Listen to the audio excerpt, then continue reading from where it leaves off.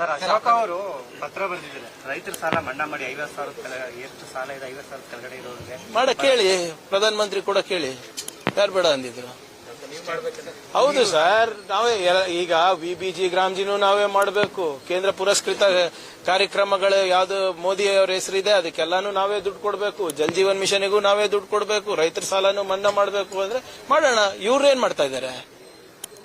What is the state government responsibility versus the central government responsibility? ಇದೇ ಅಶೋಕ್ ಅಣ್ಣಂಗ್ ನೆನಪಿಸ್ತೀನಿ, ಯಡಿಯೂರಪ್ಪ ಅವರು ಮೇಲ್ಮನೆಯಲ್ಲಿ ಸಾಲ ಮನ್ನಾ ಮಾಡಿ ಅಂತ ಪ್ರಸ್ತಾಪನೆ ಮಾಡಿದಾಗ ಉಗ್ರಪ್ಪ ಅವರು ಏನಂದಿದ್ರು, ನನ್ಗೆ ನೋಟ್ ಛಪಾಸ ಮಿಷಿನ್ ಇದೆಯಾ, ಸಾಲ ಮನ್ನಾ ಮಾಡ್ಲಿಕ್ಕೆ ಆಗಲ್ಲ, ನನ್ನ ಹತ್ರ ಏನ್ ಪ್ರಿಂಟಿಂಗ್ ಪ್ರೆಸ್ ಇಟ್ಕೊಂಡಿದ್ದೇನಾ ದುಡ್ಡಿಂದು ಅಂತ ಹೇಳಿದ್ರು.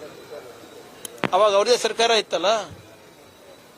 ಬಹಳ ಸ್ಪಷ್ಟವಾಗಿ ಮುಖ್ಯಮಂತ್ರಿಗಳು ಏನ್ ಹೇಳಿದ್ದಾರೆ, ಇನ್ನ ಈಗ ಗ್ರೌಂಡ್ ಟ್ರೂತಿಂಗ್ ಆಗಬೇಕು, ವರದಿಗಳನ್ನ ಸಲ್ಲಿಸಬೇಕು, ದತ್ತಾಂಶಗಳು ಬರಬೇಕು, ಅದಾದ್ಮೇಲೆ ನಾವು ನೋಡ್ತೀವಿ.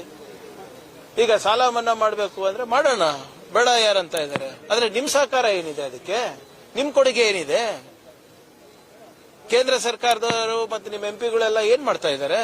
ಬರೀ ಮನ್ ಕಿ ಬಾತ್ ಕೇಳಕ್ಕಿರೋದ ನೀವು?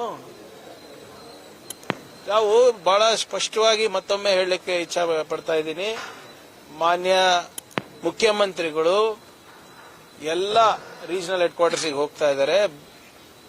ಬರ ಪರಿಸ್ಥಿತಿಯನ್ನ ಹೇಗೆ ನಿರ್ವಹಣೆ ಮಾಡಬೇಕಂತ ಸಲಹೆ ಪಡಿತಾ ಇದ್ದಾರೆ, ವರದಿ ಪಡಿತಾ ಇದ್ದಾರೆ. ಅದ ಏನ್ ಕೇಂದ್ರ ಸರ್ಕಾರದ ಮಾನದಂಡದ ಪ್ರಕಾರ ಡ್ರಾಟ್ ಡಿಕ್ಲೇರ್ ಆಗಬೇಕಾಗಿದೆ. ಅದಕ್ಕೆ ಏನೇನ್ ಬೇಕು ವರದಿಯನ್ನ ಸಿದ್ಧಪಡಿಸ್ತಾ ಇದ್ದಾರೆ. ಅದಾದ್ಮೇಲೆ ತಾನೇ ಇವೆಲ್ಲಾನು. ಮತ್ತೆ ಡ್ರಾಟ್ ಡಿಕ್ಲೇರ್ ಮಾಡಕ್ ಹೇಳಿ ಕೇಂದ್ರ ಸರ್ಕಾರಕ್ಕೆ. ಯಾಕೆ ವಿಳಂಬ ಮಾಡ್ತಾ ಇದೆ? ನಮಗ್ ಪ್ರವಚನ ನೀಡೋದ್ ಬಿಟ್ಟು ಅಶೋಕ್ ಅವರಿರ್ಬೋದು, ವಿಜೇಂದ್ರ ಅವರಿರ್ಬೋದು, ಕೇಂದ್ರ ಸರ್ಕಾರಕ್ಕೆ ಪತ್ರ ಬರೀಲಿ. ಮಾನವೀಯತೆ ದೃಷ್ಟಿಯಿಂದ ತುರ್ತಾಗಿ ನೀವು ನಿಯಮಗಳನ್ನ ಸರಳೀಕರಣ ಮಾಡಿ ಸರಳಗೊಳಿಸಿ